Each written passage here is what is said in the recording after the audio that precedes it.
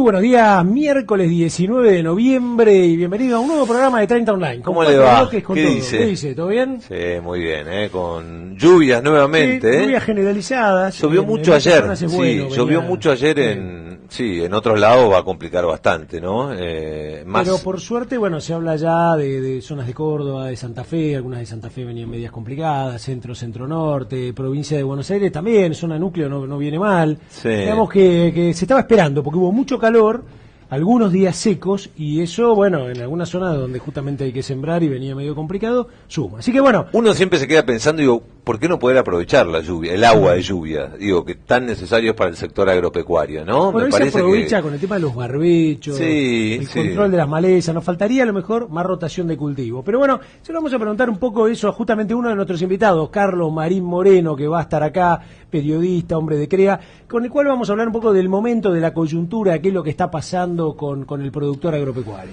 Bueno, y con Juan Barberis y Sebastián Oliveri, usted ya los conoce, vamos a analizar los mercados, tanto de carnes como de granos. Digo, ¿qué pasará en el mercado de granos que pareciera?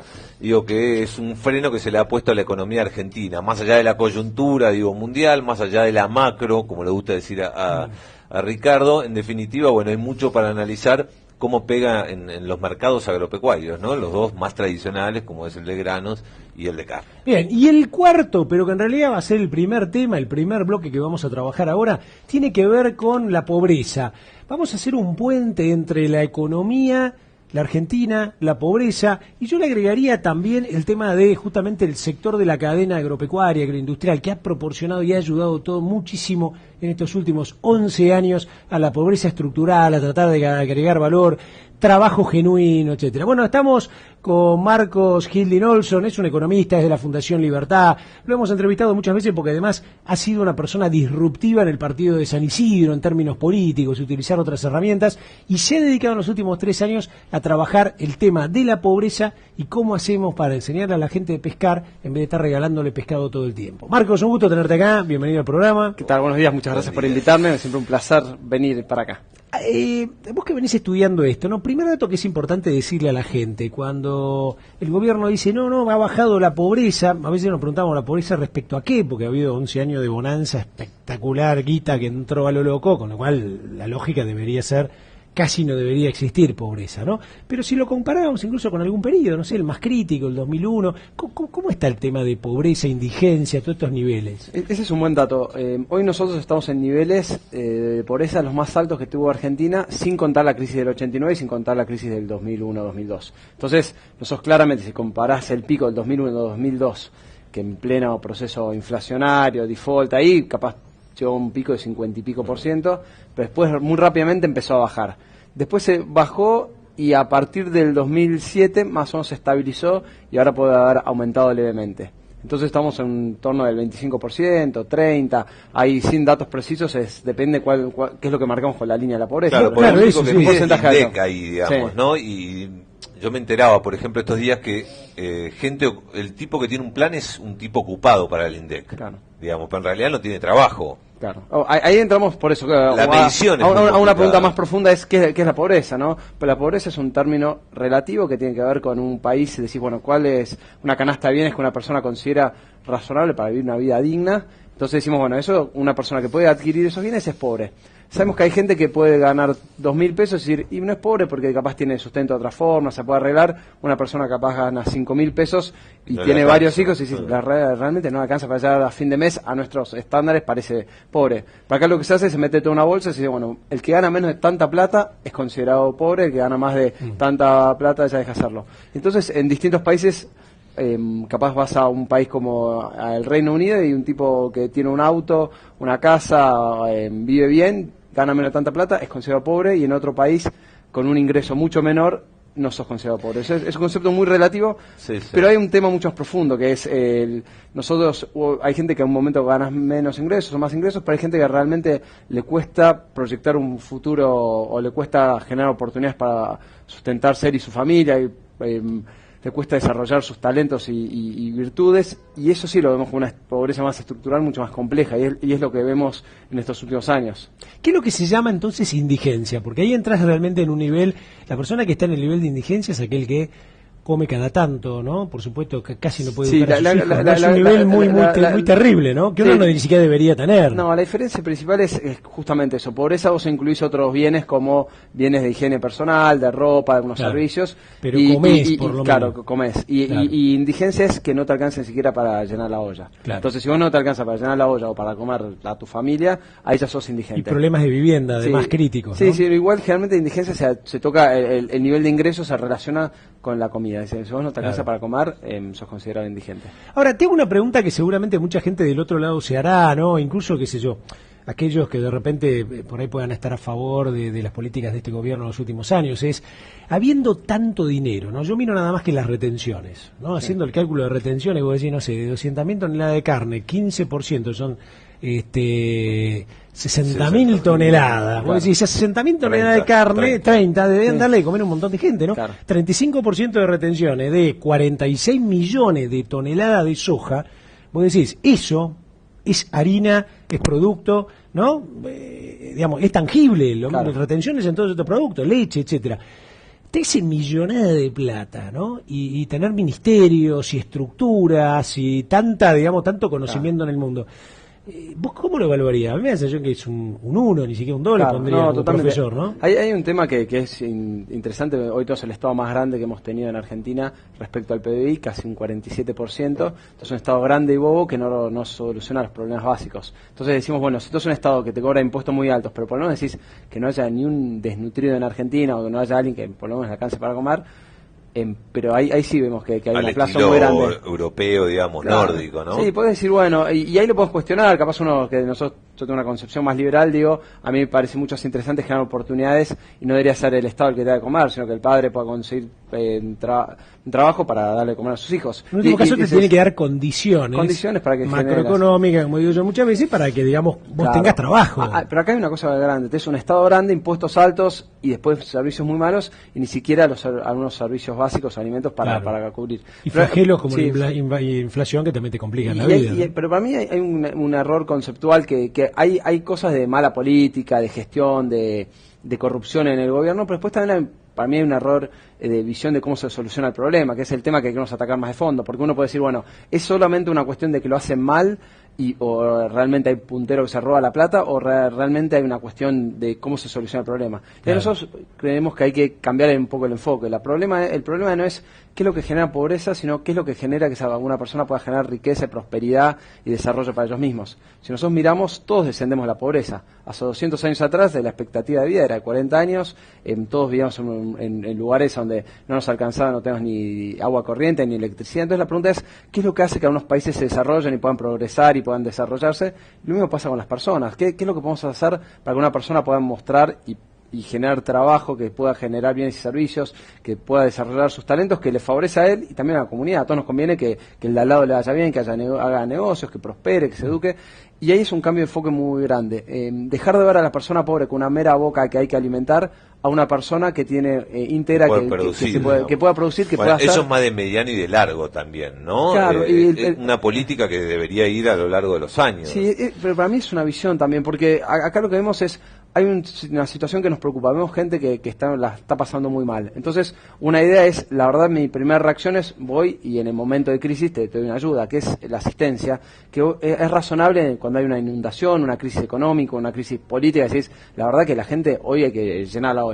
Ahora, el problema es que si después de 10 años de crecimiento económico, vos cada vez generaste más planes, se han multiplicado, hay más cantidad de planes, han aumentado la cantidad de gente que recibe planes, creció la economía y hay más pobres. Entonces decimos, acá hay un problema de raíz, ¿no? De decir, ¿por qué no cambiamos un poco el enfoque? Es decir, que buscar y decir, primero reordenemos, veamos qué planes hay, cómo están funcionando, cuál es el impacto que tiene. ¿Cuántos hay? Pues yo conozco, planes nacionales obviamente que los ejecute y los da el gobierno nacional. Después planes nacionales que los dan los gobiernos provinciales y las municipalidades. Además hay planes de gobiernos provinciales y además hay planes de municipalidades, digamos, que están financiados por ellos. ¿Se tiene idea de cuántos planes hay hoy en la Argentina o no? Bueno, unas primeras cosas que hicimos nosotros fue tocar la puerta en todos los ministerios, estudiar los presupuestos, presentamos pedidos de informes por escritos, estudiamos los discursos, hacemos entrevistas, hacemos una cosa a nivel nacional.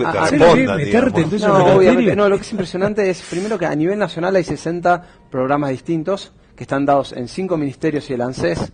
En la provincia de Buenos Aires hay 52 programas distintos que también están dados en 5 ministerios distintos. Y el gran problema que tenés es que no hay una persona que vive en la provincia de Buenos Aires, solo a nivel provincial y nacional puede tener acceso a 112 programas distintos.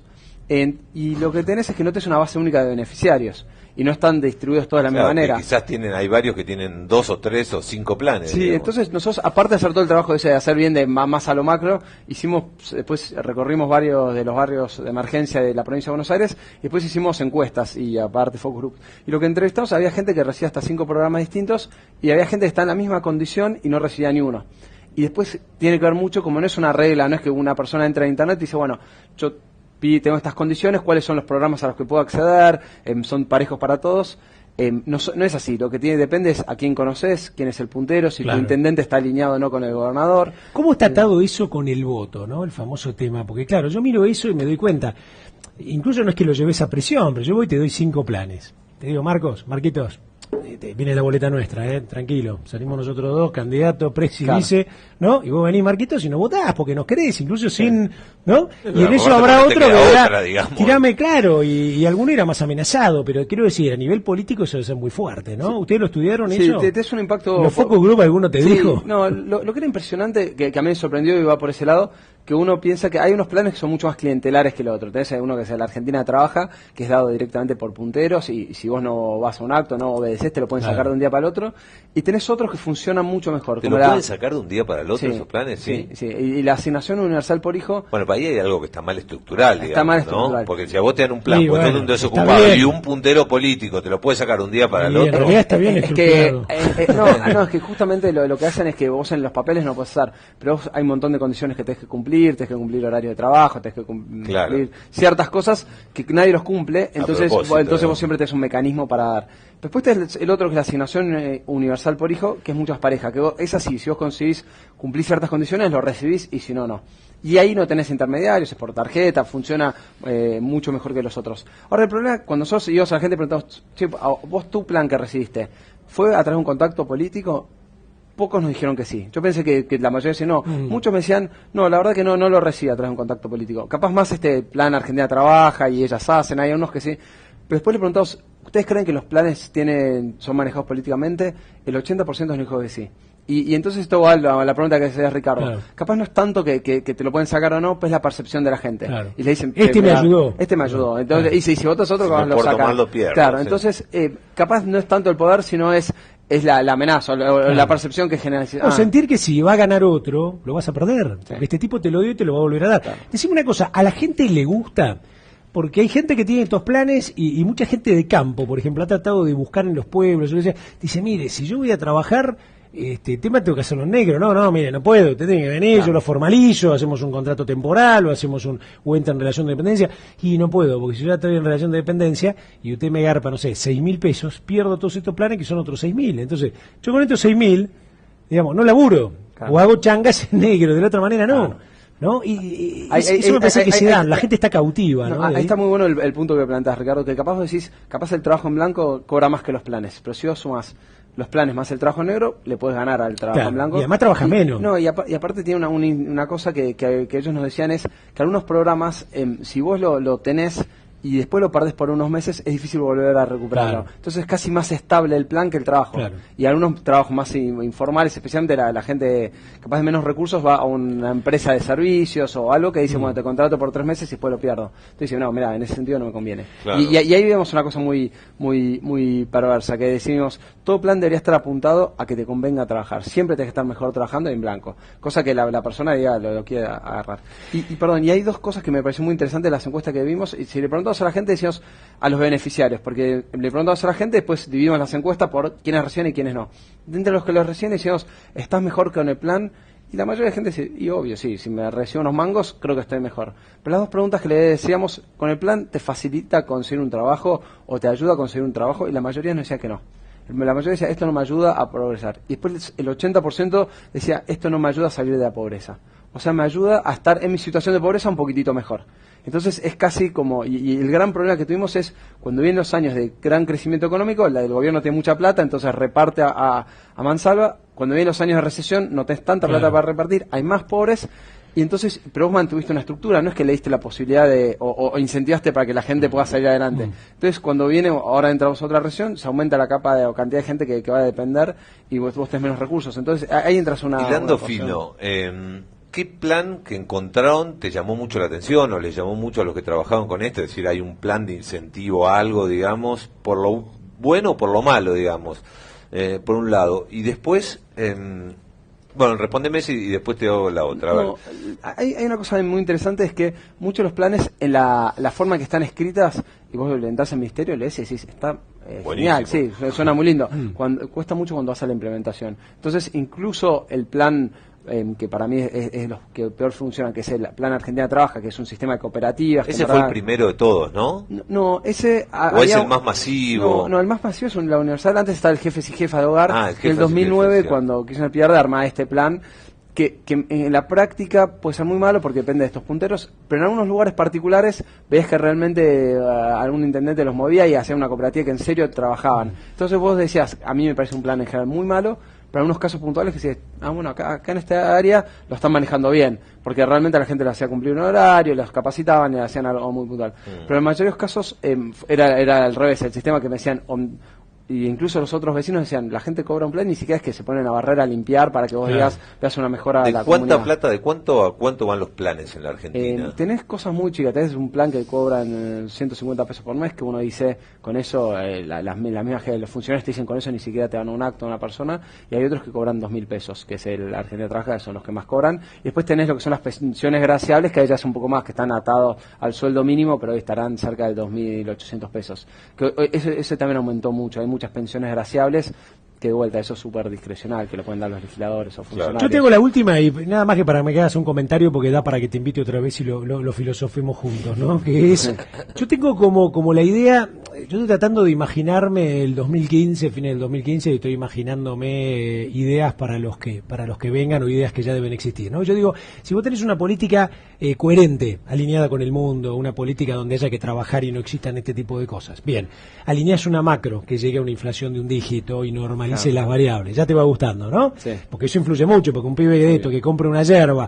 o cualquiera de nosotros vas a comprar un paquete de arroz y te aumentó 40% en un año, no hay plan que te salve. Claro. Bien, bajar el gasto público, normalizar. Y ahí es donde entra, que es mi gran duda existencial, que es una actividad privada, inversión, que empiece a crecer, pero que el Estado, en esa interacción, sea como una especie de tipo que te ayuda. Claro. Hoy es como que el Estado es el protagonista y lo privado tenemos que ayudar, dándole impuestos a los perros, haciendo todo lo que nos dicen, si buena. Yo lo veo al revés, veo el servidor público ayudándote, ¿no? Entonces, ¿es factible que, por ejemplo, alguien venga y me diga, Ricardo, vos en tu empresa, ¿cuánta gente tenés? No sé, 5. Bien. ¿Vos podrías tener 5 más? Sí, más, tendría que inventar algunas cosas, pero lo podría hacer. Bueno, muy bien, yo te voy a dar la posibilidad de que vos hagas esto, no ir a las épocas de caballo, etcétera, pero vos tenelos, un año, estas personas trabajan, etcétera, lo que fue antes pasantía, yo no puedo tener pasantes. Claro. Fíjate, yo tengo un montón de alumnos en distintas universidades, no puedo tener pasantes. No puedo tener pasantes, no me dejan tener pasantes. Uno cada, o sea, una empresa muy grande sí puede tener un montón, vosotros una pyme no puede tener pasantes, al revés. Claro. Entonces digo, sí, tal cual, es al revés. Ahora, viene el famoso tema, ¿no? Entonces a mí me dejan 5 y entonces algún vivo dice, como tiene 5, que les paga menos y no paga determinadas cosas, raja los otros 5 y se quedan con esto, ¿no? Claro.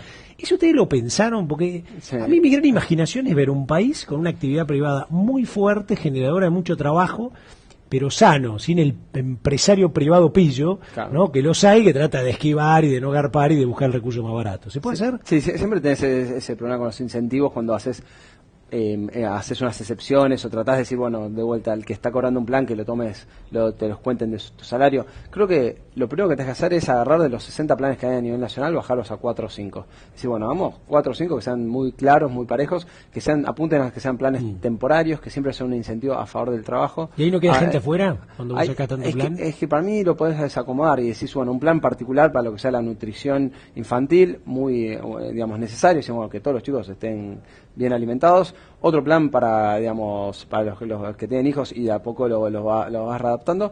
Y después apuntar a que todo el plan sea pro trabajo, a favor de trabajo. Y después sientes que claramente coincido con vos, se tiene que flexibilizar el mercado laboral totalmente, digamos. Yo creo que son cosas que se pueden hacer ya, eso, y eso te genera, obviamente, te cambia un poco la cancha, que sea muy fácil contratar, y obviamente mi visión es que también debe ser fácil despedir. Y si que es muy sea, complicado y que sea difícil despedir, también es muy difícil. Si vos no puedes despedir a alguien, pues nunca lo contratás. Claro. Hay muchas pymes que dicen, mira, yo no puedo contratar a alguien porque después, si lo quiero echar, me fundo. Entonces, Claro. te genera, el mercado laboral argentino es muy rígido, o te genera estas cosas que te hace una cosa de contrato parte en blanco o parte en negro, o depende que si sos un amigo, conoces a alguien, y si no, no te contrato. Claro. ¿Cuánta plata manejan, terminando con esto de los planes, digo, el gobierno nacional, cuánta plata se gasta mensualmente en planes y qué representa de los miles de millones que me vas a decir, ¿no? Para Sí, tener una idea. Para el 2014, el presupuesto, que después siempre lo que nos pasa hoy en Argentina es que se arranca con un presupuesto, después se agranda y todo. Para el 2014 era 120.000 millones. Nosotros el 15%, en verdad son 14 y pico por ciento del presupuesto nacional. O sea, que parece, por un lado, esto estamos hablando de 10.000 millones de pesos por mes. Que por un lado parece mucho, pero por otro lado decís, uno se imagina que dentro de la torta del presupuesto tampoco es tanto, o sea... Es el 10% de la recaudación mensual, digamos. Sí, o un 14% más o menos. Entonces, es una parte muy importante, digamos, de recursos. El gran problema es que está mal manejado, no está bien dirigido y no es que está generando incentivos positivos para que la gente pueda hacer. Claro.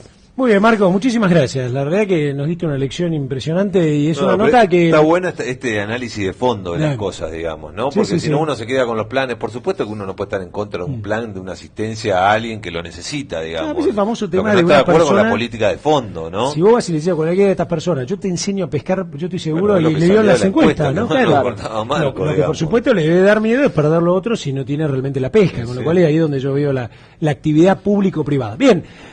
Nos vamos al segundo bloque, nos metemos en los números, en las cosas, en lo que le está pasando al campo desde la mirada justamente de un agrónomo, periodista, alguien que está metido en todo esto, Carlos Marí Moreno, en un minuto y medio acá en Trend Online.